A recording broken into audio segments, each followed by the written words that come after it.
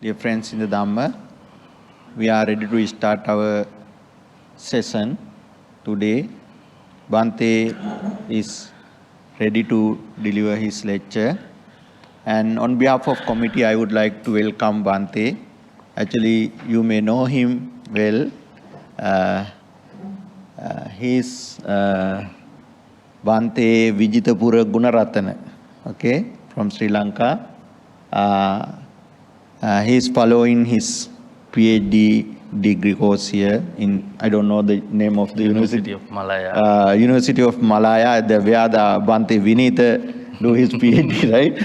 And actually he is my batchmate at the University of the Kelaniya in Sri Lanka.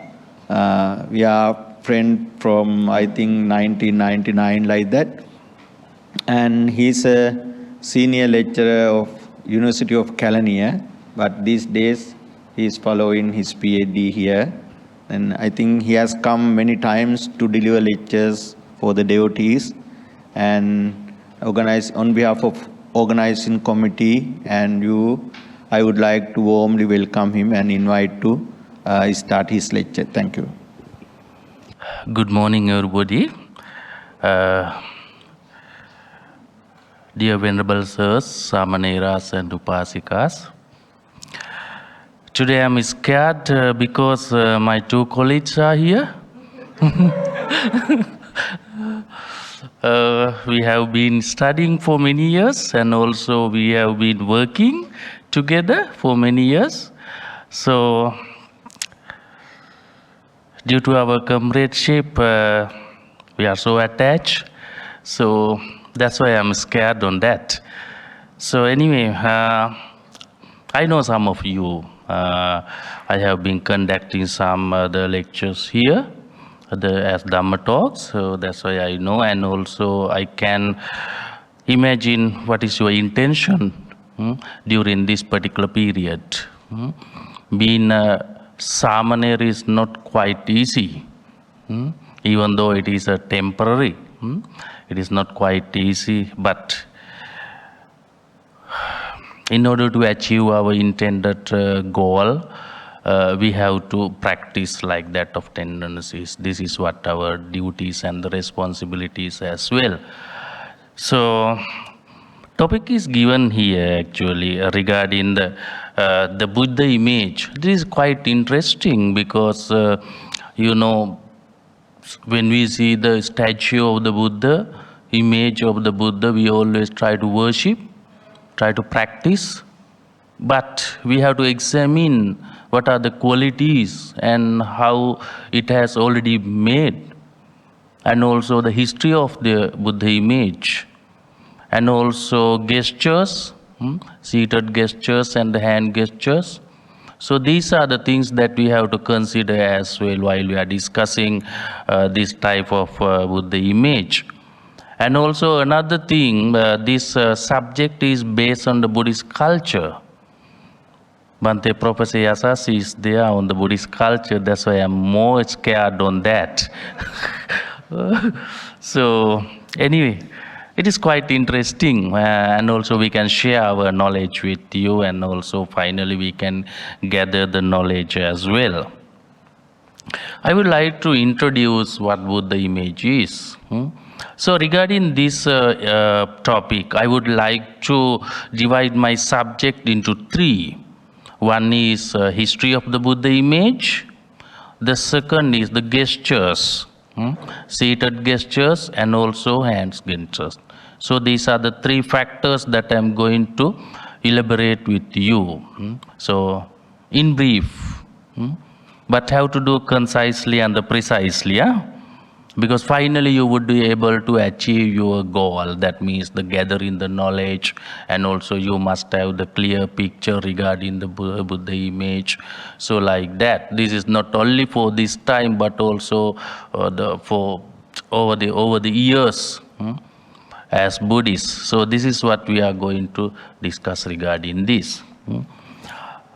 Thank you very much, Bhante Panyaratana, for introducing me briefly. So, and also thank you very much for inviting me for this Dhamma talk today's morning. So, as introduction, we have to consider the origin and evolution of the Buddha image. The main thing that we have to consider, can we depict the qualities of the Buddha regarding the Buddha image? That is the considerable fact that we have to consider, because we can depict the Buddha image, but the problem is how we identify the qualities of the Buddha. Are there any symbolized factors as well? In fact, we have to consider the main qualities of the Buddha. For example, if I say that the 9 qualities of the Buddha, from Arahang Samma Sambuddho, something like that.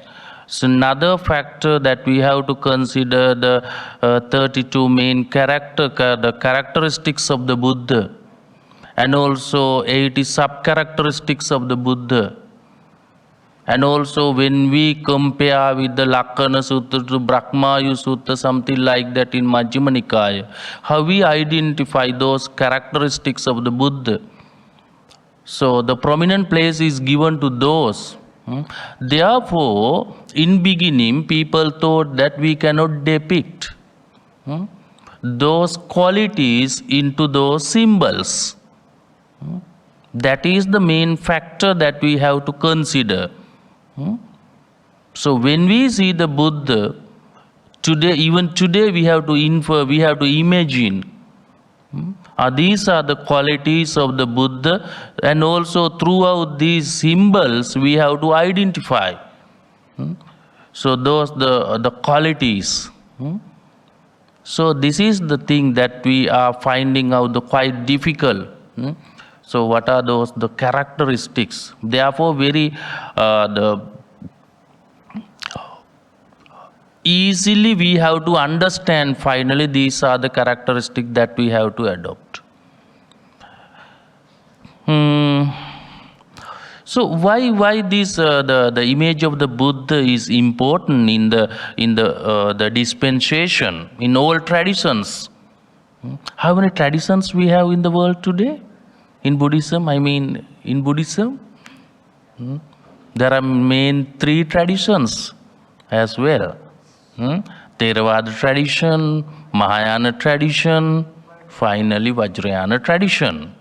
So in those the traditions, so in fact we have such the Buddha image. Even though they are varied than the traditions, the traditions, they are following those things. So these are the things we have to understand. Therefore, intersections of art, religion and culture, how these type of Buddha images are depicted in those traditions that we have to consider finally. Because not only we are going to examine on the Mahayana tradition or the Theravada tradition as well. So, and also during the 2 hours, it is not quite easy to depict. These are the things that we have to consider in whole traditions as well. So therefore, we have to cover up these 3 traditions. Therefore, we are going to discuss regarding this topic, intersection of art, religion, and the culture in those the traditions. Another factor that we have to consider, how it has gone significant transformations. So this type of Buddha image is given the prominent place in the Buddhist traditions, in all Buddhist traditions. Prominent place is given. Therefore, what type of significant transformation takes place in those traditions as well, and also how it affected to the Buddhism, spread the dissemination of the Buddhism, how it's affected. Because not only we study the fundamental teachings as well, It is quite easy. But art and architecture in the Buddhism, how it is spreaded, how it disseminated, so how it is significant geographically. When we study the geographical expansion of the Buddhism, how it influenced for the expansion of the Buddhism throughout these tendencies. So this is also something that we have to consider as well. So no matter who you are, we need such the knowledge. So substantially we can, but so finally, empirically, we have to understand or realize what are those, something like that. So this is one such, how it influenced the spread of Buddhism. So another thing, in beginning, earlier, how it has already expanded, as I might mention earlier, it is not easy to depict such qualities of the Buddha throughout this image. Therefore, we have to understand how these the Buddha image is spread in those traditions. In first, we have to consider that in beginning there was no physical depictions of the Buddha. No physical depictions, only the Buddha. When we come to the time of Buddha, and also in the first Buddhist council, second Buddhist council, third Buddhist council, when we gradually come to those the periods, we do not have such image depicted by the Buddha. So this is the important fact. So apart from that, we have to examine, if there is no such depiction, what type of symbols we use to identify the Buddha. This is also one such that we have to consider. The one thing, so Buddha was represented symbolically. There were some symbols, some signs to understand the Buddha. Instead of Buddha's image, statues, we find out the different type of signs on the symbols. What type of symbols? One is the Bodhi tree. The second one is the wheel of Dhamma, that is called the Dhamma Chakra. Third one is the footprints. These are the symbols that we can identify how Buddha represented in time to time. Today I am rushing, because we have only 2 hours. Because the topic is big, time is small. That's why we have to rush. Represented the place of the Buddha's enlightenment, that is called the Bodhi tree. It is symbolized to identify the Buddha, to recognize the Buddha. This is when we see the Bodhi tree, we can identify this is the place where Buddha realized the Dhamma. Then we infer, this is the Buddha. We imagine, this is the Buddha. This is what we imagine when we see the Bodhi tree. In second, everybody knows that the Dhamma Chakra, wheel of the Dhamma. So that is a good symbol in the world when we see the Buddhism. So there are some signs. So then we can identify once we see the wheel of the Dhamma, then this is the way of Buddha to identify as a symbol. So this is something like that. The third one is the footprints, often seen as a symbol of the Buddha's presence and his path. So this is what we can identify throughout these symbols. This would be the imagination of the Buddha. Imagination, because no other depictions in early. Early means the early period. Hmm? There was no such depictions. Instead of the Buddha, we find out these type of three symbols. We have to understand those three symbols are not representing his physical form. In the Buddha statue, we find out the physical form, from head to feet.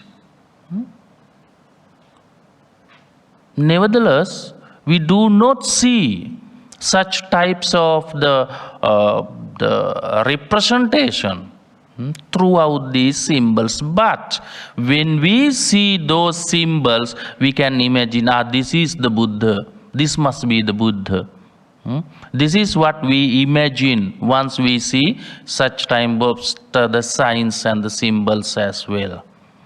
It is not quite easy because, for example, non-Buddhist, when they see the Dhammachakra, they don't know what the Dhammachakra is. Bodhi tree they can understand. So like that of thing. But as Buddhist, we can imagine, these are the symbols of the Buddha.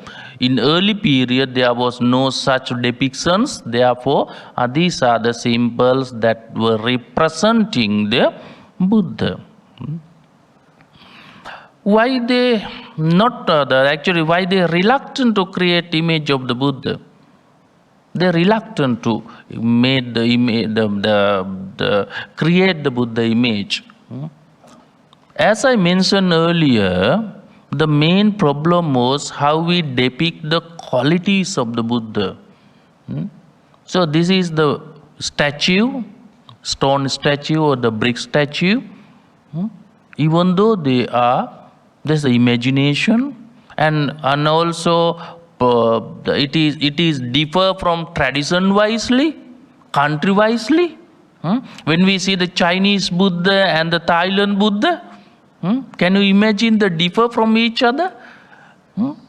And also when we go to the Tibetan Buddha, and also the Cambodian Buddha, Sri Lankan Buddha, so their depictions are very than each other. So what are the things that they have to consider when they create such Buddha image? So these are the things that we have. Therefore, in early period, they are reluctant to create the Buddha image. Okay. So what can you symbolize once you look at this symbol? In early period, this was symbolized by the Buddha. There is a Bodhi tree, and also another signs are there. At the top of that picture, Bodhi tree is there. So Bodhi tree was symbolized by the Buddha in early period. This is one example. This is another example. Bodhi tree in the middle of that picture. So from that sign we can identify this would be the Buddha. This is another example. So my third example, what is that? Can you imagine? Dhammachakra. Chakra is the wheel. The wheel is the middle of that image. So these are the symbols how we identify the Buddha in early period. So this is what we can conclude that there are some symbols like gods, some deities. So Buddha is in the midst of that picture. Yeah. Can we go to the second one? Hydra. Yeah. Can imagine cobra also, But because in the first 7 weeks, that symbol cobra is come in and cover the Buddha. But I wouldn't like this picture because people might misinterpret that we are worshipping the cobra. No. We do not worship the cobra, but you know the one incident is there took place after the enlightenment that remind us how that incident took place. That is the Buddha. I mean, in a multi-religious society. Ah, yeah, can. That's why I told you earlier. You know the story about cobra. Why are Buddhists worshipping the cobra? You know? Thank you very much. That is interesting. Because we have to teach them. We are not worshipping the cobras. There is a concept of Naga. There is a Naga world. So there is a line connection between Naga world and the human world. So there are something incidences that we have to discuss. But here it not depicted. Throughout this, some can suggest, but that is not the true. That's why as monks, samaneras and the samanis, we have to teach them. Okay, in third,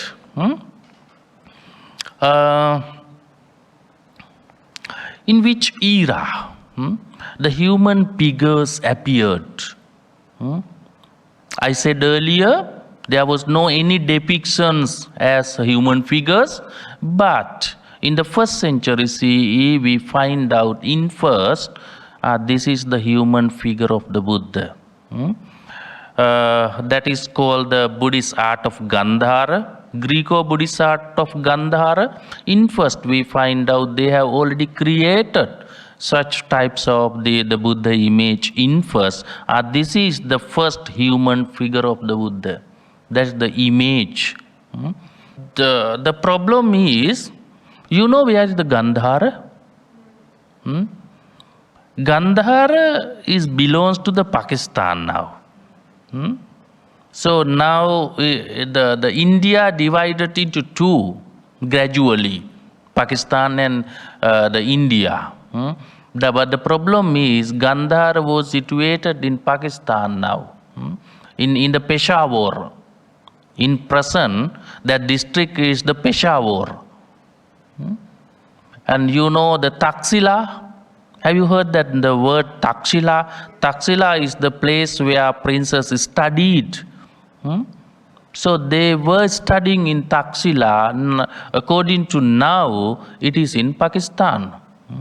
And in the geographical expansion of Buddhism, we find out the 16 Janapada. Janapada simply translated as country. 16 countries. So one is Gandhara and another Mathura like that.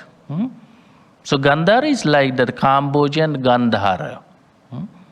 So these are the places where the Buddha visited. But some places it is mentioned that Buddha has not visited due to some reasons. But we know that according to the 16 countries, the Gandhara also included as a particular country. Therefore, there should be the good dissemination of the Buddhism in the time of Buddha, and also the great disciples and also followers were there in the Gandhara. This is a particular place, but even today we can go there and examine, but we have to get the permissions from the government of Pakistan. The influenced, that means the Greek, the image influenced to the create of the Gandhara images. So it has got nothing to do with the Silk Road connecting from Pakistan to Greece, nothing to do with that. No, in Pakistan we have actually evidence, because in museum there are many statues. In Peshawar we have, but they are affected by the Greece, the images, because we didn't have such experience how to depict the images as Buddha. But in Greece they have already created some gods and the deities, something like that. Is there a connection between China to the Silk Road all the way to Greece? Historically, actually, I didn't know such. A Greco kind of a Yeah, kind of yeah, a art, yeah. Correct. Correct. Directly it influenced. Yes. Gandhara is the place where Buddha visited during the time of Buddha. Then Gandhara was a prominent place where Buddha images started to create. It is a place. Yeah, Gandhara.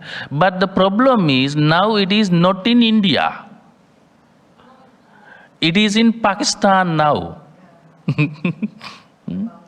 Yeah, it's a boundary. Now they said that it is a Peshawar district. Peshawar. Peshawar. It's like Malacca, Penang, Kale, like that. This is state. Yeah. But initially it belongs to the India. Before the Pakistan. Yeah. Yeah. Because India is a vast country. It's a vast country. When we consider the one country, for example, Magadha Janapada, Kosala Janapada, how big them? Likewise, we have the 16 Janapada, 16 countries. For example, if I say that one Janapada is very similar to the Sri Lanka. Sri Lanka is a small island. It is very similar to the one Janapada. Likewise, we have 16 Sri Lankas in India. 16 Sri Lankas, you imagine that. This is an example. So how gigantic country is the India? So this is how they divided into two countries. Then after that, Pakistan divides another country as Bangladesh. Yeah. So those are, but Afghanistan is not like that. Afghanistan also a big country. Big country. So there are many statues, like Burmese Buddhist statues, they destroyed already. The terrorists destroyed all the stone statues. So, in fact, we have to consider how these countries were helpful for the dissemination of the Buddhism. But even though now it is two countries, it is single, as Bharata, as Bharata that time. Is it clear what is the Gandhara? But in beginning, all are the Buddhist. All are the Buddhist. The museum indicates how we had such symbols to prove all are the Buddhist. So many symbols, many signs, even when we go to the Peshawar Museum. But we can see now as a country, in order to develop the tourism, they preserve them. Only for the tourism, not to respect. So we can see them as well. So these are the things. Okay, let's go to the next slide. If you have any the doubts, please let me know. This is not the teacher-students class. Whatever you have, you can let us know. Yes. Bhante, would you know? Yeah. So, in every traditions in initial period, actually they made such symbols to depict the Buddha. When they expand the Buddhism, they also had the same problem regarding the figure of the Buddha. Because everybody does not have any dispute on the fundamental teachings. For the Theravadins, Mahayanis, Vajrayanis, we do not have any disputes on that. But the problem was who said this, and also how we symbolize the person who preached these discourses. That's why they also made like that. Even in the Hinduism, they also like Om, like Om. They also have like that, because who can create the Maha Brahman? Maha Brahman is the person who created the world. He is an eternal entity. But the problem is nobody that has seen him. Those who want to see who is the person who created the world, there is no symbol. The reason I ask is, a friend of mine told me, I don't know whether he's joking or not. He says the swastika represents war. So this one is the opposite of war, you know? So it's peace. That's how it derived. But I don't know whether it can't be there, you know? Maybe he's joking. So actually, we can expand the peace throughout these symbols. This 45 is Theravada or is it Mahayana? It's Mahayana. Mahayana. So, And then we said that Hitler copied the symbol for his own use. Because it existed before his time. yeah. According to their vision, they have done it is as for the sake of their own intended ideas. That is the problem. What is their intention? According to their intention, they have already done it. But the problem is actually opportunity. With regard to Buddhism, not actually single blood has shaken in the name of the Buddhism. That is the interesting point. Even though we have the philosophical disputes among the followers, in the name of Buddhism, we have not killed anyone in the world. How the other religions? That is the interesting fact in terms of Buddhism. Okay, let's go to the next one. A human figure appeared around the 1st century CE. Gandhara is the prominent place. It was taken place. This is called the Kushan Empire. Like you know the Emperor Asoka. Who's the Emperor Asoka? Asoka is an emperor who lived in the 3rd Buddhist Council. Can you remember how he supported to the dissemination of the Buddhism? He is the son of the King Bindusara. He was the emperor, not only the king. Because he invaded some places and the court and make a single country. He makes a single country as Bharata. There were some problems in such the states, like you know the Kalinga War. Kalinga War is like that. So he solved such problems. Then he was a emperor. Likewise, we find out the Kushan emperor. They have already played a key role in the interaction between Greek and Indian cultures. In his time, the Gandhara, the images affected to this. That means in initial period, in Greece they have already created the deities and also the goddess and also the gods. So those pictures are directly affected to the Indian the images. This is what we can identify. How it takes place. In fact, the Kushan rulers, King Kanishka, King Kanishka adopted and promoted the Buddha image. He is the person who promoted the Buddha image. He is called the King Kanishka. Have you heard this name? Oh, after the king Emperor Asoka.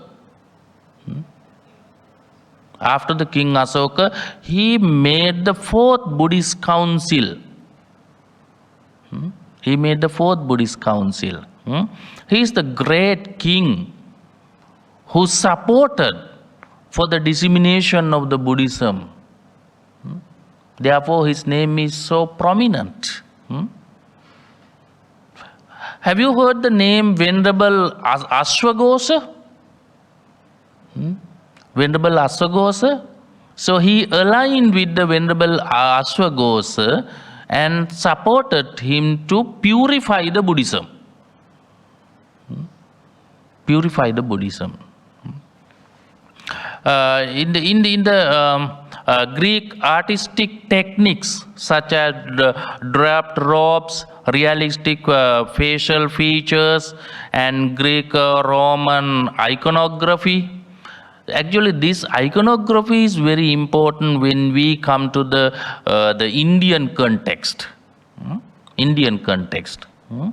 However, for the Indian, the images directly influenced by the Greco-Roman iconography. Iconography. So this is one important fact that we have to keep in your mind. So when they create the Buddha image, so these are the key roles, influence to those early depictions. Because nobody knows so how we create the face of the Buddha. That is, it depends on the art, the artistic. It depends. If I make the image, so face would be the Sri Lankan shape. Because I am from Sri Lanka. When you make that, it would the shape of China, Malaysia, something like that. It can happen. Because these are done by the human beings. So they have desire to do that. They are the ordinary people. So they represent their nature. So therefore it can happen. When we come to the Greece, their depictions are similar to typically in the Greece. When you go to the Thailand, typically the nature of the Thailand. So this is what we can identify. This is important fact. So it can happen because this is done by the ordinary people. They are artists. But the problem is, even though they are artists, they cannot change. Something is there to consider. So some people believe that if we do wrong, is there any slight wrong is in that image, it would be the unfortunate for him. They feel that after the once they complete it, they will pass away. There's a bad luck. If we do badly, the several times they change. Because when we see the image, we have to be devotion. Faithfully we see the Buddha because we imagine, this would be the Buddha in the time of India. In the time of 6th century BC. So we imagine, not the infer. Because we have perception regarding that. There was a Buddha and he disseminated, then he was fulfilling the perfections. These are the factors he given to the world as fundamental teachings as well. So we know everything. We have that perception knowledge. We don't want to infer it that. Therefore, we imagine this would be the Buddha. And also we have read the Brahma Sutta and also Lakkana Sutta in the Majjhima Nikaya, how these qualities, these characteristics are depicted in the book. When we read out, then this would be the Buddha. We can imagine. He is not similar to these ordinary human beings. He's a supernatural one. So that is what quite difficult to depict. Because Buddha also says that I'm not an ordinary person. I am the person who achieved everything as intended my goal, that is Nibbana. I have already eradicated all the defilements as well. However, finally, we have to depict all these things. And also facial expression is not similar to the other people. Even today when we compare with the Nepal people, they are different than the Indians. Have you been in Nepal? Yeah, in Kathmandu. Yeah. So they are different than some the clans of the Buddha. Still they are surviving. They say that we are the relatives of the Buddha. They say that. Gradually they are coming to this position. They are the clans. Therefore they have the such relationship. So some of them are very tall, very fat, good personality. Even today we find out such people in Nepal. So these are the things that they have to consider when they figure out the Buddha image. So it is not quite easy. Okay, Buddha was shown in the human form, often seated in the meditative posture with detailed facial features and realistic proportions. So in the Kanishka's emperor, in the time of Kanishka's emperor, we find out Buddha as a human form and also seated in the meditative posture. Meditated posture. And the detailed facial features. Facial features. So everything they have to depict. Otherwise, people would not understand, is it Buddha? Oh, is it Deva? Something like that. We have to differentiate from God to Buddha, from deities to Buddha. So these are the things they had to do in early period.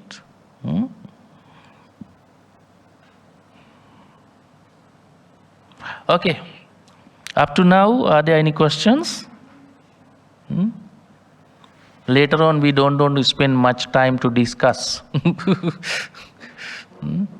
Otherwise, you would be sleepy, huh? Okay. The first Buddha image around the 1st century CE, as I mentioned earlier. The iconographic features. So I said that how the iconography features influenced by the Greece to the Gandhara. Iconography is the feature of the image. The feature, how the artist created, like that. Because not only in the Buddhism, but also in the all other religions, they have iconographic features. Main features. You know, when you go to the India, how many, the image of the gods. God Shiva.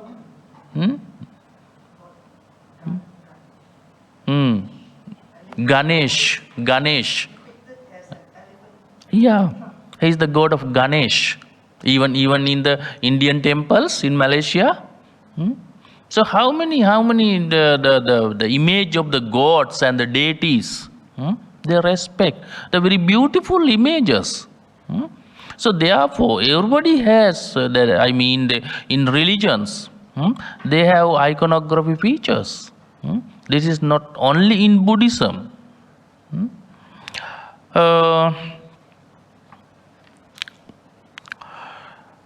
Youthful, the Buddha with the youthful.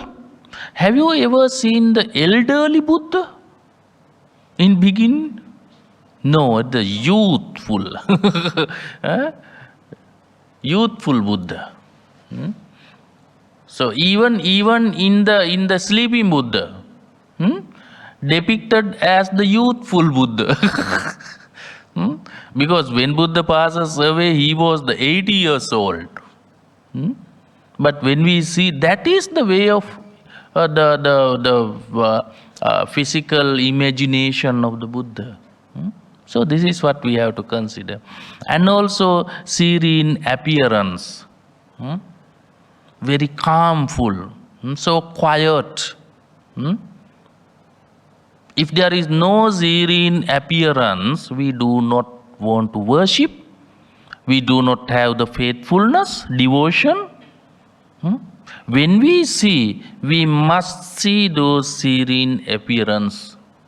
This is what we believe, this is the Buddha, differ, vary than the other gods. You suppose that the Buddha has a very rough facial expression. And also something different type of shapes. Open the mouth. Then what happened? That is not the serene appearance. So it should be created, our devotion. Have to preserve our devotion.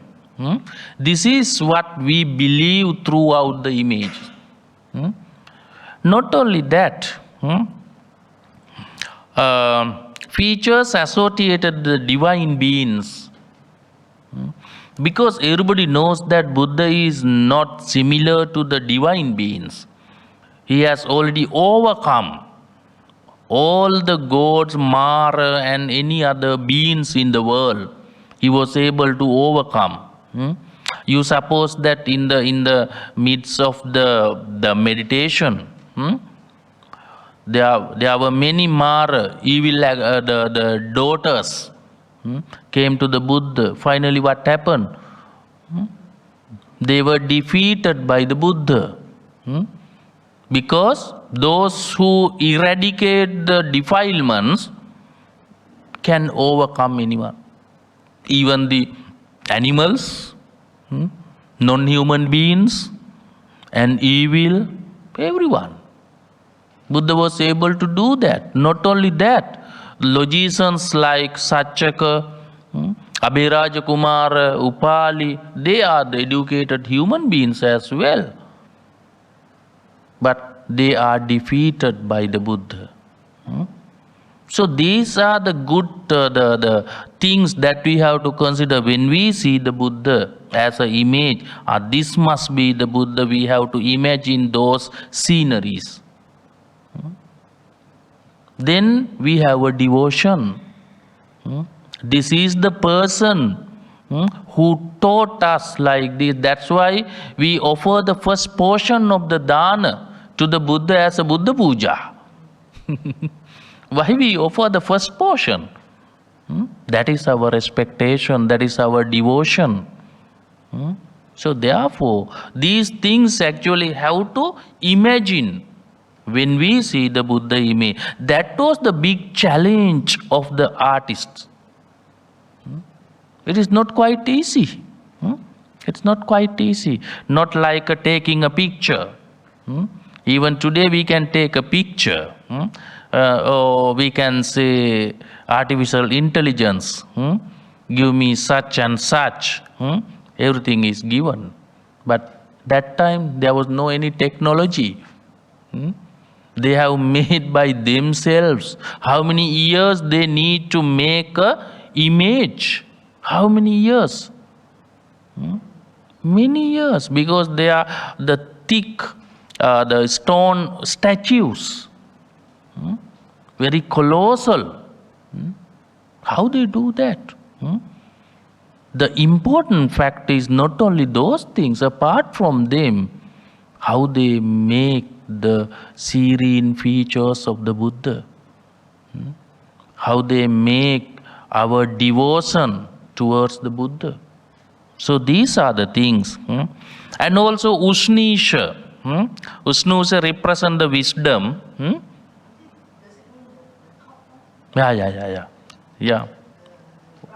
Yeah. Ushnisha. In Pali, Unhisa. Wisdom. Then Urna. Here. Urna, Roma, Dhatu. These are the symbols. Sometimes they insert, they embrace it with the special stuff. Yeah. In some statues. So when the light comes, Yeah. Buddha is ready. So what is symbolized?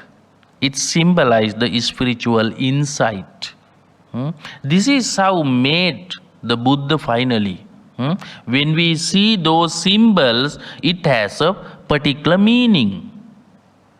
It has a particular meaning. So this is what we have to identify. What are those particular meanings? Everything has a meaning. They did not the created such things without a meaning. It has a meaning. Okay. Isha is supposed to be an air, but it also means wisdom. That's why they use this. Because the wisdom, actually that is not only mere wisdom, that's a great wisdom. Everybody has wisdom. There are two words in Pali, Panya, Mahapanya. Panya is the wisdom. Mahapanya is great wisdom. We do not have the great wisdom. Only the Buddha had the great wisdom. Not only,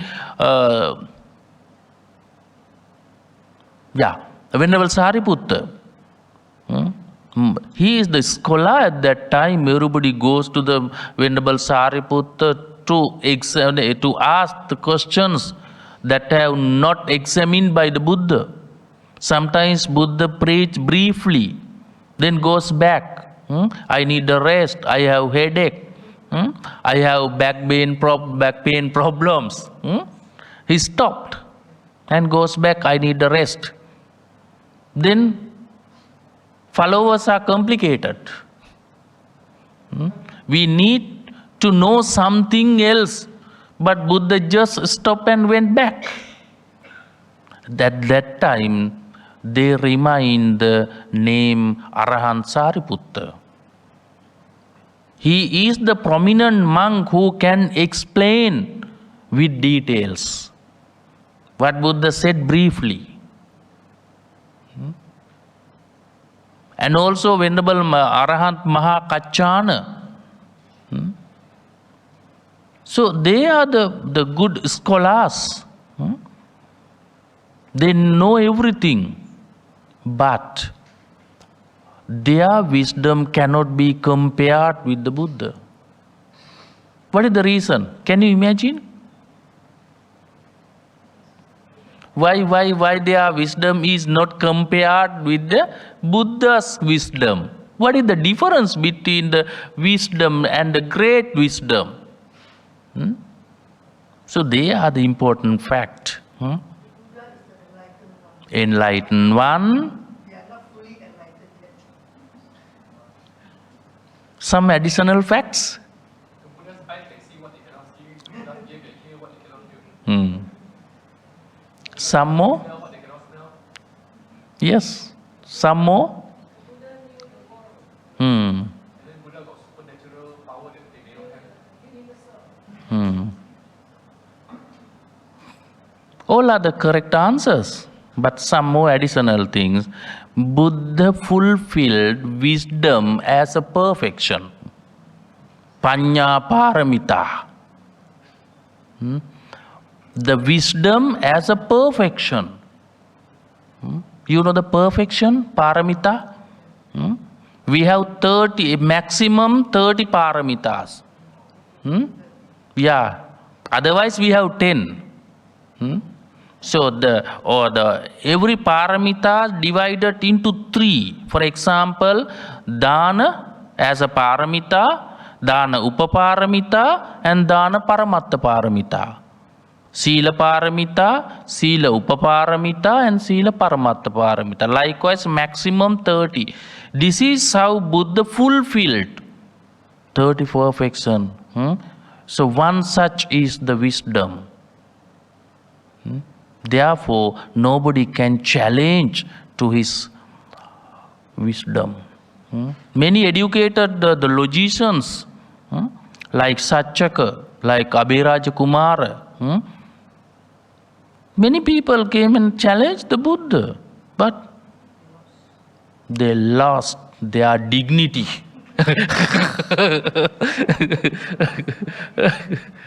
Yeah, they were silent before the Buddha. They were sweating. They were sweating before the Buddha. They were bent their the neck before the Buddha. Cannot even look at the Buddha straightfully. So this is how Buddha used his great wisdom. So how Buddha solved all the disputes? Because the logical reasoning are the main factors in the time of Buddha. So throughout his the great wisdom, he resolved everything as well. This is how we respect the great wisdom of the Buddha. And also, another thing as well, we have to define different regions develop the distinct styles. Different regions influenced by the local cultures.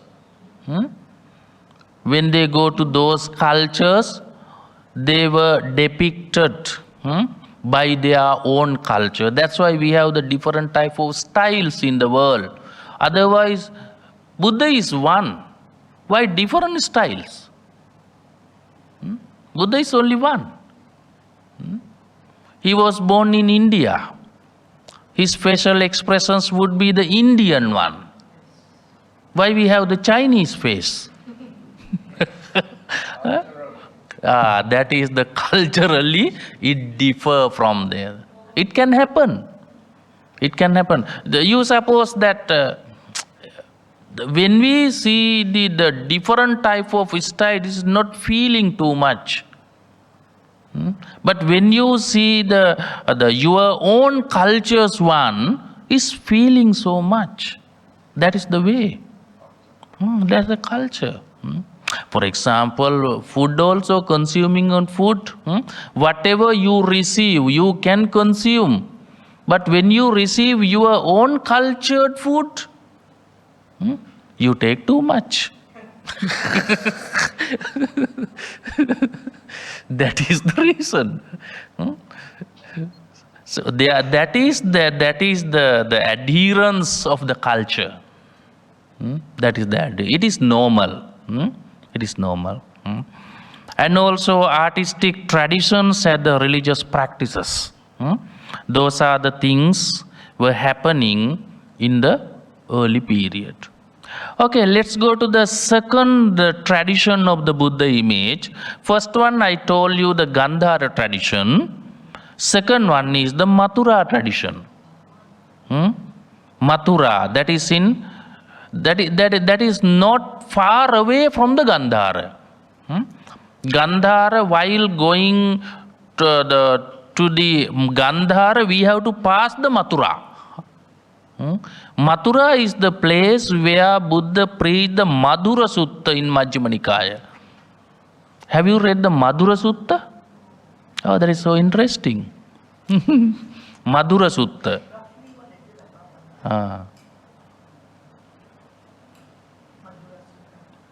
Oh, actually, the Madhura Sutta is the regarding the doctrinal facts. Doctrinal facts. So that is interesting. But I want to say that the Mathura, when we come to the as a school, the second school of the Buddha image, it is important because we have to pass the Mathura to reach to the Gandhara. That is in the border of the India and Pakistan. That is in northern India. Northern India. So, when we compare to the Gandhara Greco-Roman influences, the Mathura school is northern India develop a more indigenous style. You know the indigenous style? So it is not affected by the Greek. Because in northern India, they took only the indigenous style. As a result of that, cultural differences were there. According to their province, their state. So, for example, who are the indigenous people in each countries? In each and every countries, we have the indigenous people. In Australia, Aborigines. In India, Red Indians. Red Indians. In Sri Lanka, Vedas. Vedas. They are like Veda. So, these are the indigenous people. In Malaysia, I don't know. Oh, where they are? In the forest. We cannot see them.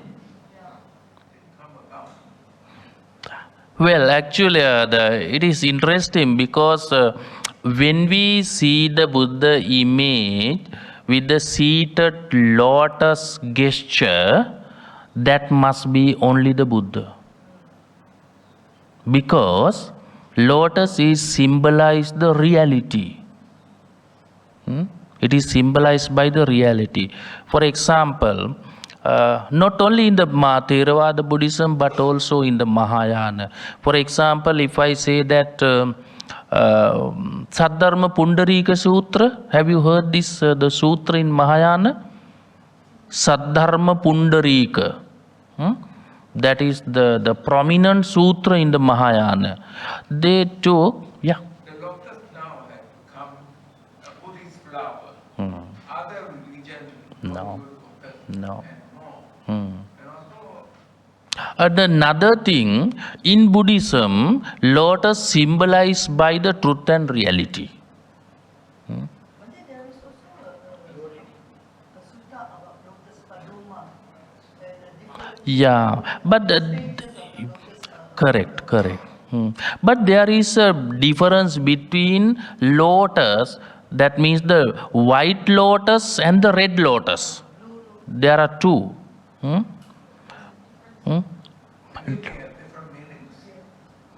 Different meanings.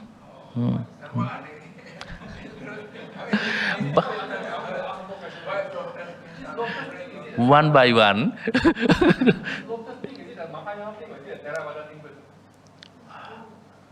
It represents both.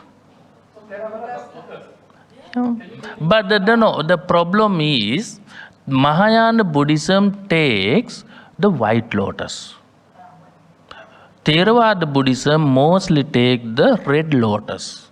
So is there a Theravada sutta on lotus? The two words are used. The red lotus is called the Paduma. What is the white lotus? Pundarika. Pundarikang yatavaggu toyena nupalippati.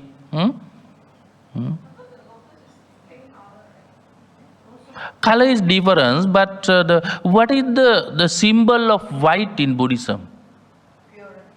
Purity. Why you wear the white today?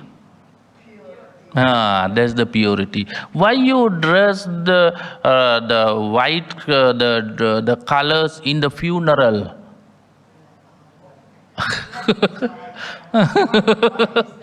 Hmm? Why the other religions dress the black colored the cloths in the funeral? Why they hang the flags in different colors? There are meanings. There are meanings. Traditional meanings. A different culture. For the Japanese, black color is the good color, the power. For the Chinese, it's not good. No. So, The another thing in the Catholics and the other religions, they say that the black is the symbol of the separation. Separation. Passing away is a great separation. There's a great separation from the siblings, relatives. That's a separation. That's symbolized by them. Okay, we have no time to discuss regarding those. That is quite interesting, but no time to discuss. Okay, gesture. Buddha's iconography. In the Mathura, the Buddha was shown in the seated cross-legged position. It is called the lotus posture. And also standing with the particular gestures, that is called the mudra. That is called the hand gestures. Convey the meaning. The two things we have to consider, one is asana, second one is mudra. Asana. What is the asana? Seated Buddha. How Buddha sits on that. So how he put his legs. These are considered. This is one such. Another thing, how he put his hand. Different styles. So these are the great practice that we have to consider how it symbolized his qualities. How it's symbolized. That's why they made the different type of style, the seated Buddha and also the gestures. These are the more important things. So I will introduce the main factors later on. In first, how Buddha depicted the four postures. They are called the Iriyapata, seated in the lotus position, standing, walking, and the lying down. When we see the Buddha's image, we find out some of them are seated, standing, walking, and finally lying down.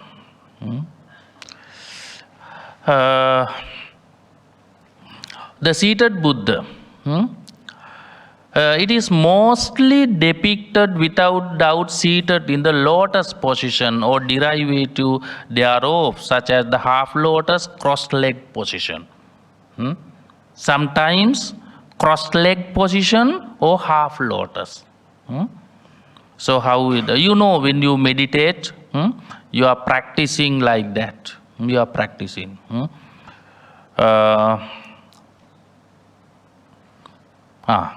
This is. You see here how Buddha's legs.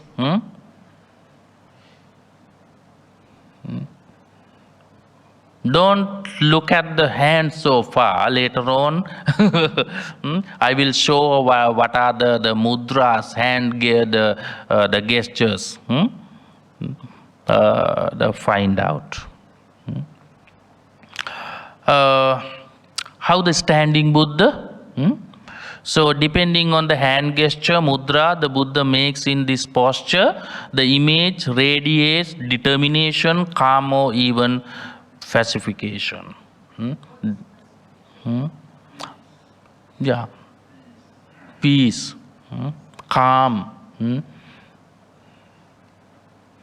You see, this is how Buddha depicted in the standing Buddha. Standing. You see, the very big statues are there, but standing. How difficult, how quite difficult to make like that of. But they made, that is the way of artist. Yeah. Yeah. This is actually made by bricks, huh? Brick field made by bricks.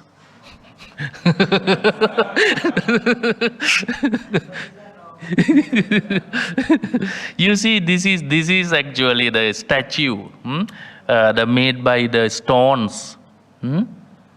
How difficult that time. That is called the Samabhanga. Samabhanga. Can you say loudly? Samabhanga Buddha. Standing Samabhanga. Body is kept upright without curving in any directions. Straight. No any curvings. Straight standing Buddha. Like in brickfield. No any curvings. Huh? Okay, let us go to the another one. Abhanga. One curve position. It is titled to one side with the hip. Curve from the hip. This is not actually, can't see through the picture. You have to go to the behind the image. So that is called the abhanga. Samabhanga, abhanga, standing Buddha's positions. The third one is tribhanga.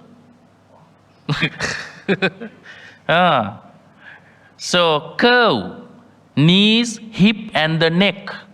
Curve. You see here? The unfortunately here neck is not displayed well.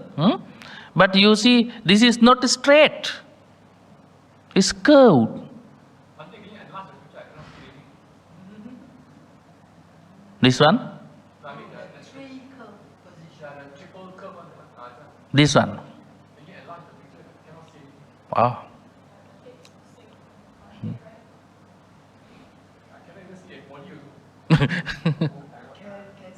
Okay, later on, because we are competing with the time. Okay, this is Tribhanga. Please type in the Google.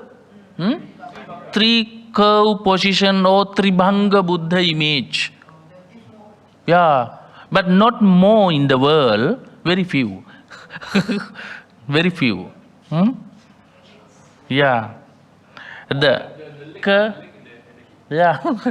Knees, hip and the neck.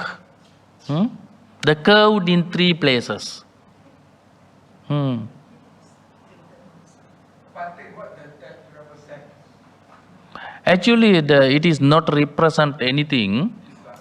Artist. How difficult to make like that of. Because sometimes Buddha is a natural one. Sometimes we also like that. Sometimes we are also the curve. Our neck, something like this is natural. Even though Buddha is a supernatural being, naturally when we come to the Arya Pariyesana Sutta, Buddha as a normal elderly person. The artist want to show that. So the meaning actually comes from the hands. Correct. Hands and the body shapes. They wanted to actually they wanted to depict Buddha is a normal person, normal human being. Physically, mentally it is differ. Physically he is a normal human being like us. Even though today we have made the big image, Buddha is not tall like that. Buddha is not fat like this. That is the artist, the work of the artist. But this is the way. They are the interesting points because Buddha shows I am also a human being. The walking Buddha. The standing Buddhas are threefold. But walking Buddha is not like that. One leg with the other trailing behind, moving forward, and the image of the walking Buddha. The Thailand, they started in the 13th century, walking Buddha. In other places, we don't find the many Buddha image, how Buddha was walking. It is not easy to depict walking Buddha. You see here? Walking Buddha. There are also the little bit of difference. Their facial expressions also little bit of difference according to their culture. But you see how while walking. In the Metta Sutta also, Gate, Tite.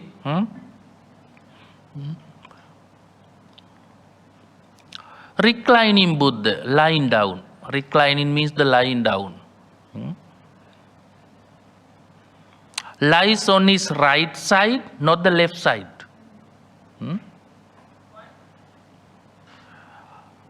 Because as a monarch, Buddha appears as a monarch. Even such monarch also do not lie down in the left. That is the tradition and the dignity. That's the dignity.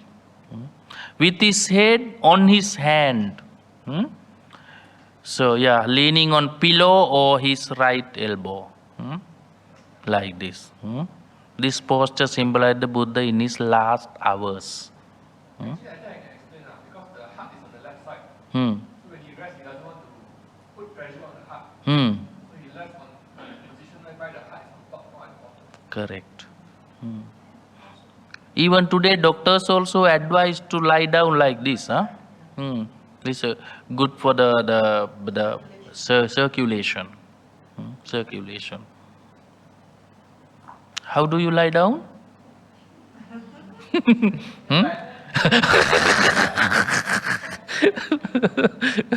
You have to practice, Lying down is okay. The problem is how we wake up. This is how Buddha depicted as the reclining Buddha. Seated position. So this is, I repeat here with the names, type of seated types, Virasana. How he, his leg gestures. This posture, the posture involves sitting with the left foot placed on the top of the right foot. With the legs bent at the knees and the body facing forward. Yeah, this is Virasana. This is Then next one is Padmasana. Padmasana. This is called the yoga posture. Even in the yoga philosophy, they teach this is the one of the prominent posture in the yoga. Sitting with the both feet placed on the opposite thighs. Opposite thighs. Maintain a stable and a balanced position while sitting cross-legged. Do you practice this? Meditation. In the meditation we practice.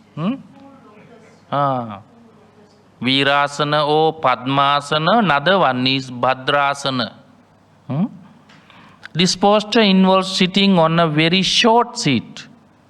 With the feet touching the ground and the knees resting on the floor while maintaining stable and a grounded position. This is a grounded position. So as you know, because those who practice the meditation, you are following. Yeah. Okay. Can you recognize?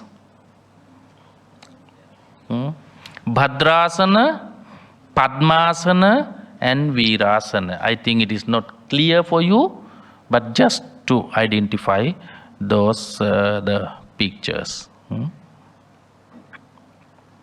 Okay. The final position is the Buddha's hand gestures. How these gestures are showing in those the image. In the sitting, standing and the walking postures can find the Buddha depicted in the various hand gestures. They are called the mudra in Sanskrit. We are also following the Sanskrit word today. So each and every mudras have their own meaning. So that's what we have to understand why Buddha used, not the Buddha, image of the Buddha. Why this image of the Buddha showing these hand gestures. You also can use this, these hand gestures. Bhumi sparsha mudra. Bhumi sparsha. What is bhumi? Earth. Sparsha? Touch. Much as touching the earth and stand for calling the earth as a witness.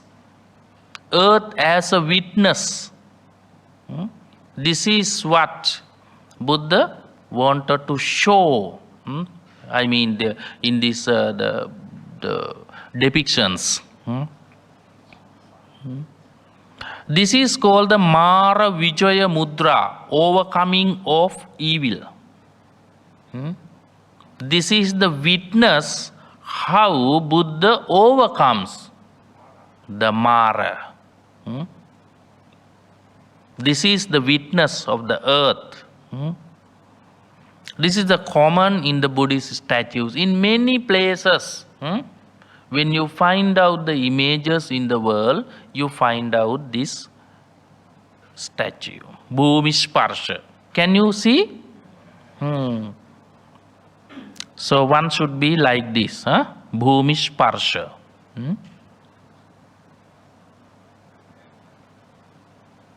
We have 20 minutes more. We are running with the time. The next one is Dharma Chakra Mudra.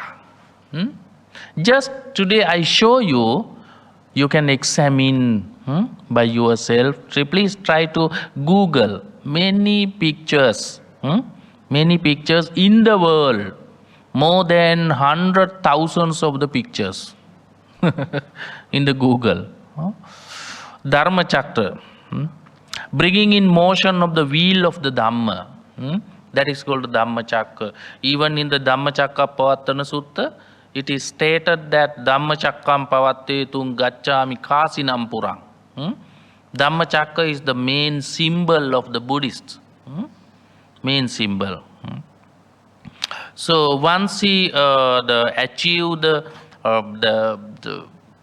emancipation under the Bodhi tree, in northern India, he decided to teach the way of this liberation to the others, for the sake of good for others, good for himself and the others. So this symbolized this. This is how Buddhism is spreaded in the world. This is the initial work Buddha started, Dharma Chakra. Both hands should be there. Dharma Chakra.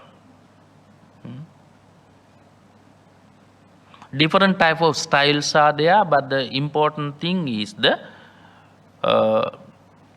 your hand gesture.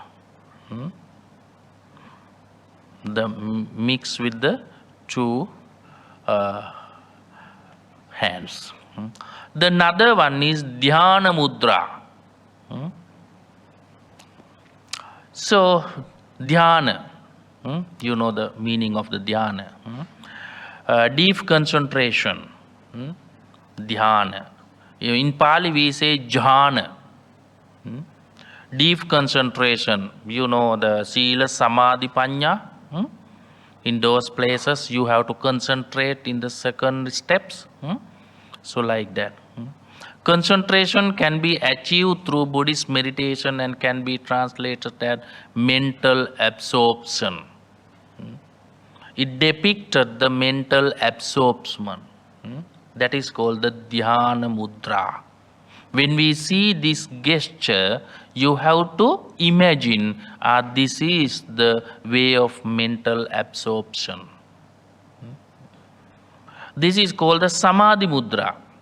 So there is no difference between Dhyana Mudra and the Samadhi Mudra. Both are equal, both are same. Both are same. Samadhi simply meaning the concentration. Sila Samadhi Panya, that is the concentration as well. Okay, this is very famous. Yeah, that is a Dhyana Mudra. When you practice the meditation, especially the insight meditation, because you are going to concentrate on Anicca Dukkha Anatta, then that hand gesture is very important. You have to follow up this Dhyana Mudra. That is symbolized by the concentration. It's always right over the left.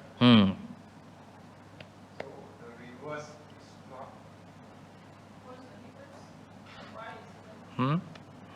Always the right hand should forward.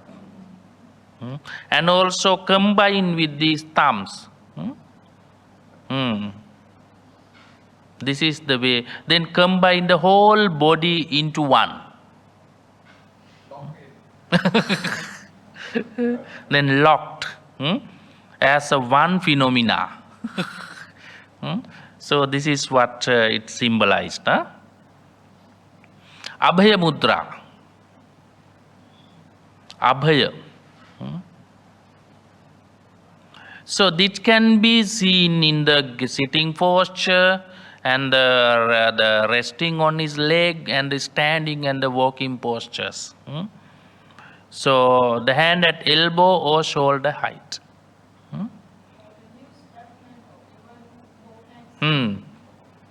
Mostly actually they symbolize with the right. But in some places they use the left hand also. That's cultural differences. Technically, I'm saying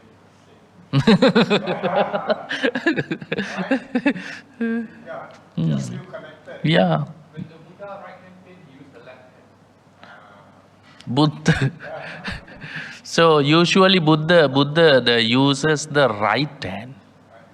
Right hand. When we look at some discourses of the Buddha, yeah, even in the sleeping, lie down, he used the right hand.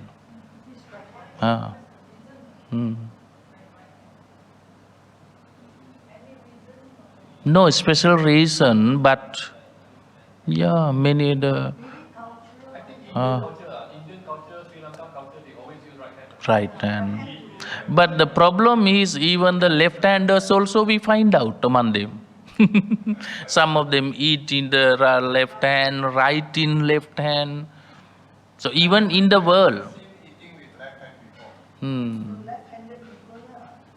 some of them they say that left-handed people are differ than the others.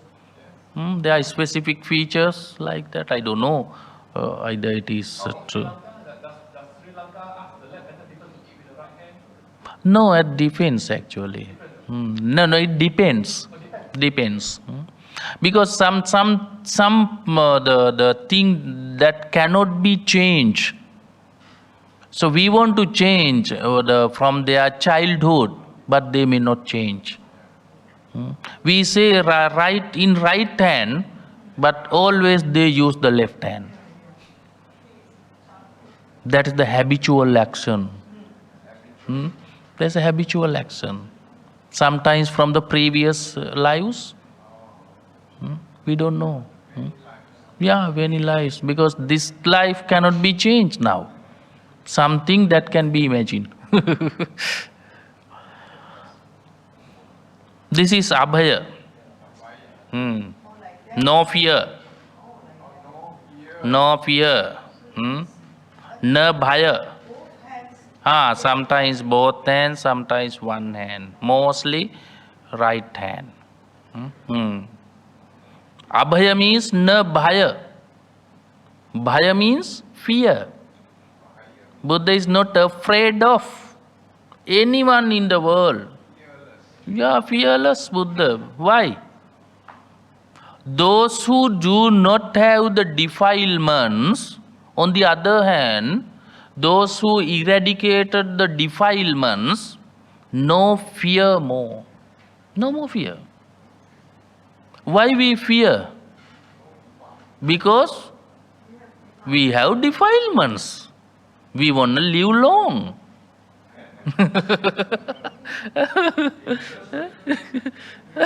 We have lived long. So that's why we are feared. That is the reason. Buddha even does not fear to the Mara.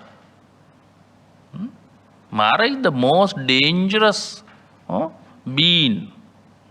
Even though non-human, it's the most dangerous one. Buddha does not only the Buddha, but also the followers who eradicated the defilements do not fear of the Mara. That's what we have to consider. That's symbolized by this Abhaya Mudra. Vitarka Mudra. Direct thinking or discernment. Vitarka. Direct thinking, logical reasoning, philosophical disputes. All these are symbolized by the Vitarka Mudra. Why this is the depicted?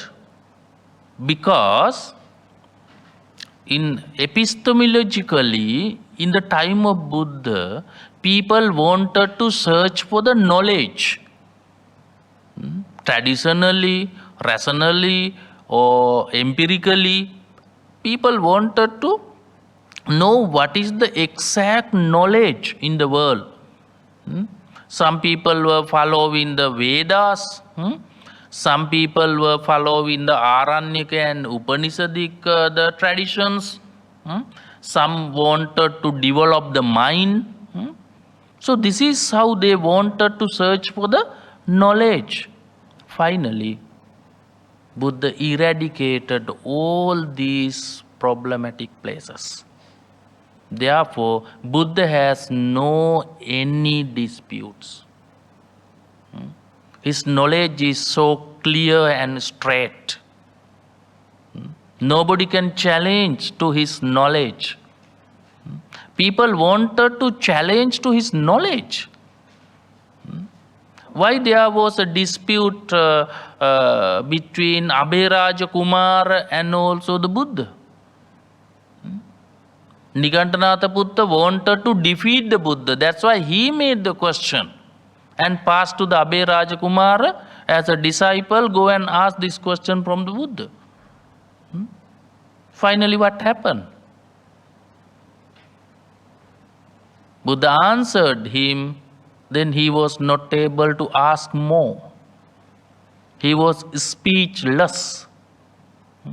This is the way of knowledge of the Buddha as well.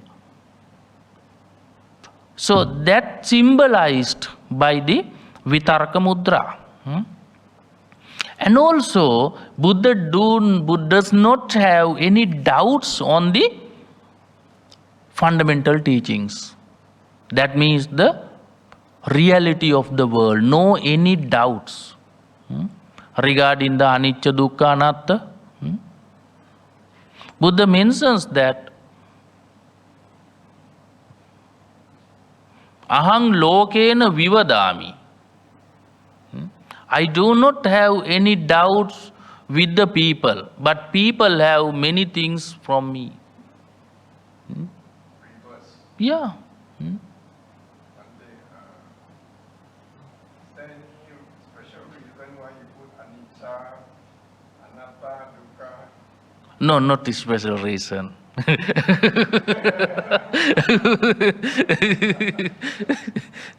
Usually we use anicca, dukkha, anatta. Gradually. No, because by playing around with the position, No. enough realization. No any special fact to keep the like the ungradually. Very interesting. Then this is the way of thinking. This is vitarka mudra. That's why I wanted to make you think. So this is, we are in the vitarka mudra, direct thinking. That's why I wanted to make you think. How do you think on the? We got one solution. Bhante Upali. That's what we have to consider. Yeah. This is actually symbolized the wisdom of the Buddha, as I mentioned earlier. The direct thinking means the wisdom. That wisdom is not the mere one as we have. That is the great wisdom. And also Abhaya Mudra, with the difference that the index fingers and the thumb touch each other and is very close in meaning, the Dharma Chakra Mudra. This is a symbolized mixed. Yeah. Yeah. Sometimes it is mixed with the other mudras. It can happen according to the artist. They made the different type of, because why they did that. Vitarka mudra is the important, that is the wisdom. That wisdom is interrelated with the Dharma chakra. Now we got second option. Yeah, this is a second option. So like that, the vitarka, Dharma chakra. So these are intermixed. All they are depend on the wisdom. That's why they are intermixed according to this. That's why vitarka mudra is a specific one. So this is one. Different type of vitarka mudras in different countries. Different countries. We have 7 minutes more. Varada mudra, that is also the different type of the introductions regarding the Varada mudra. So, Varada means much as giver of the best things, and it is the mudra of the offering. So this is symbolized. Everybody knows that the giving is a good tendency. Different type of. I found the number of the mudras in the pictures in the Google. Yesterday I Googled it to find out the good pictures, to find out that. So there are number of. I got only 2.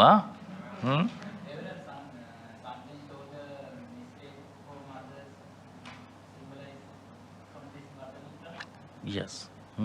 So somebody argued. Yeah. So somebody said that it is interrelated with the wisdom. Through wisdom, he showed this is fault. So like that. But now we don't know whether the wisdom was correct or this is wrong. No, we cannot judge. We cannot come to the conclusion whether it is correct or incorrect. But we have to think. We have to investigate what is symbolized by this fact. Like this. But if it's go one page before, no, not the picture, the word. Varada.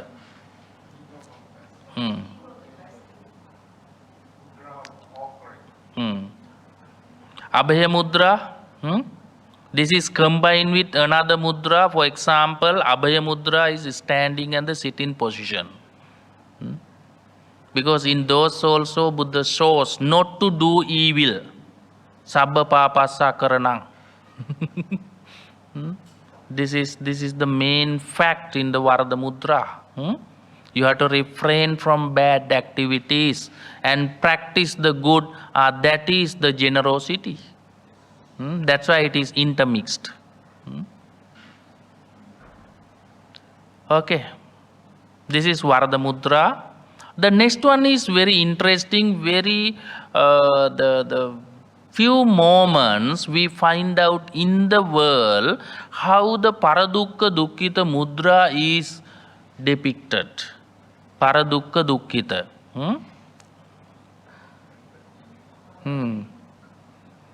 Buddha's empathy, compassion for the suffering of the all beings. Empathy. Paradukka Dukkita. Buddha has a compassion. Buddha has a loving kindness towards the all human beings. All human beings. Especially the Buddha's empathy. Empathy is the most the suitable word for Paradukka Dukkita. Very few places we find out how the Paradukka Dukkita mudra is depicted. Have you ever seen this image? This is in Sri Lanka. You have been there? Huh? No, I think I've just seen it. Oh, you have. So it has to be there. So, no many places you find out how the Paradukka Dukkita is depicted in the image. Very rare image, rare mudra. So this mudra symbolizes generosity. Empathy. No. That is vitakka. That is another mudra. This is empathy. Compassion. You have to recognize. This is like a revision. This is an examination. So these are the mudras. So you have to recognize how the hands gestures are symbolized here. So the first one is Dhyana mudra, Abhaya mudra, Kataka hasta mudra, Varada mudra, Paradukka Dukkita mudra, and Dhammachakra. Vitarka. The final one is, touching the earth, witness. Earth is the witness. Bhumi Sparsha mudra.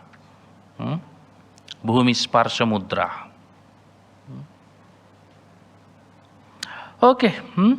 These are the pictures that you have to recognize. What are those mudras to check your wisdom? Okay. Outside this hall, Hmm. along the side, there is a lot of mudras. Oh. Buddhas and Oh, you can check, huh? learn. Oh, you can learn. You have to recognize. Whenever you see such image, you have to search for two factors. One is hand gesture and also seated. Is it Virasana, Bhadrasana, Padmasana? How is it? This is what we have to consider. Then finally, you conclude yourself, this must be. If you have any doubts regarding on you have to check the books. So those are, Bhante, are there any rules using this symbol, especially on tombstone? it's okay. In Sri Lanka also they put the Dharma Chakra. The will, Yeah, wheel. not the Buddha image, Rupa. Usually they do not put, yeah. Considering the respectation of the Buddha, because that is in the cemetery. It is not the case because Buddha shows the way of passing away. But we as a culture, we do not use, because others would be complicated. Sometimes they will accuse and criticize it. Yeah. Normally in Sri Lanka, we put the wheel, Dharma Chakra. We use it.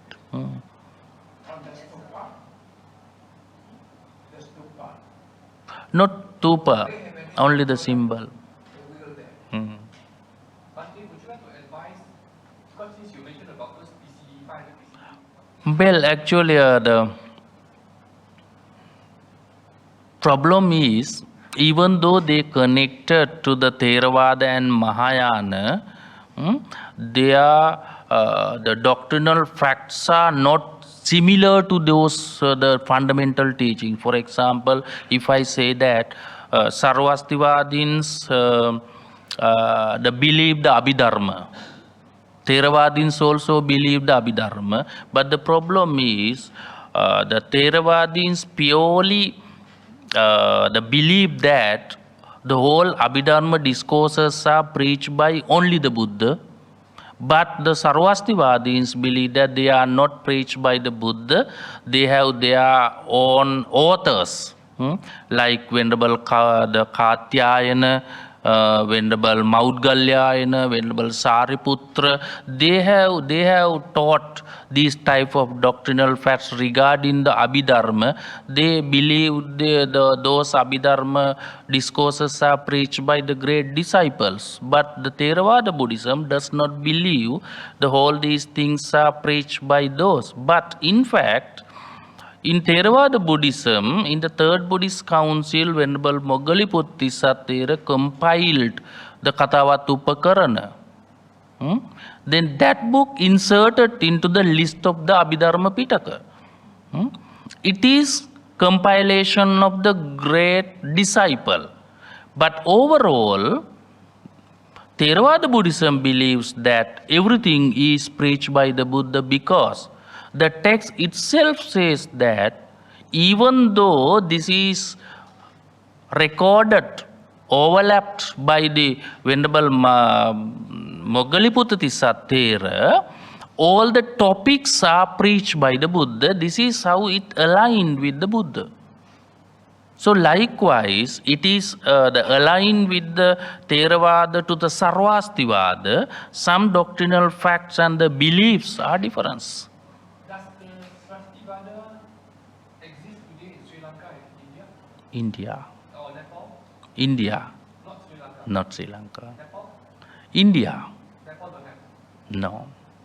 Because after the Buddha's passing away, the Buddhism, the what you call the eastern subcontinent sails to the northern subcontinent in India. So that was the taking place gradually. In the Buddha's time, it was spreading in the eastern subcontinent in India. After passing away, gradually it sails to the northern Indian subcontinent. So later on, some cultural aspects are different, changed already.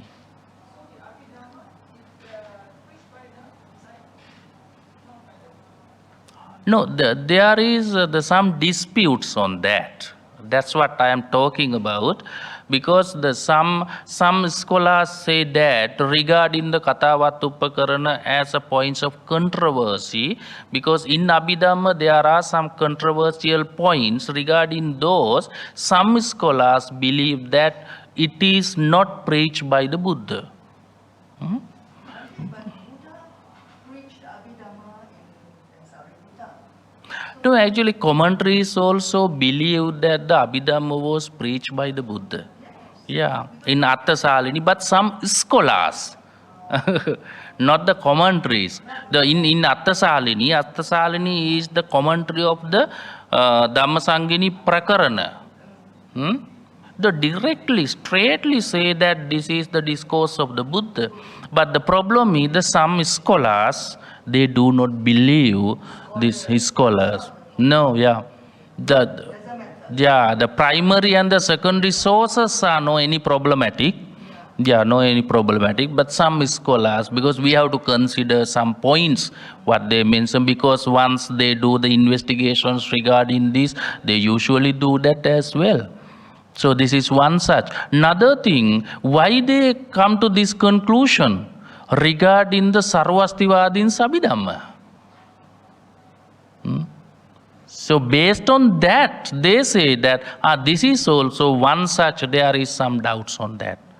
So that is the reason. So from what I understand, Srastivada exists first. Then First the Theravada. not Srastivada. Not Sarvastivada. Sarvastivada we find out in the third Buddhist council. After the 200 the years back of the passing away of the Buddha. Early Buddhism, they always say Theravada is not early Buddhism. They always say early Buddhism is Srastivada, Mahasamhika, and don't know what other. That is wrong. Totally wrong. Early Buddhism got 18 schools, right? Theravada and all that. Theravada is the first. All the 18 schools are there. In the third Buddhist council, we find out the 18 schools. They are called the sects, Nikaya. Today we are talking about the intersectarian points. These points, how they are reflected in those sects. In the first Buddhist council, Buddhism does not divide into sects. No. But when we come to the third, 18 sects. Therefore, how Sarvastivadis become first? The problem is some believes that. Some believes. Westerners they record Srastivada as early Buddhism. Because somebody says that the Sarvastivadins are the school who talk about the fundamental teachings, and also they clearly mention that the Abhidhamma does not preach here. And also there are some doubts on that. Regarding those things, they come to the conclusion this is the somewhat difference. Otherwise, we cannot believe that Sarvastivadins spread in the after third Buddhist council.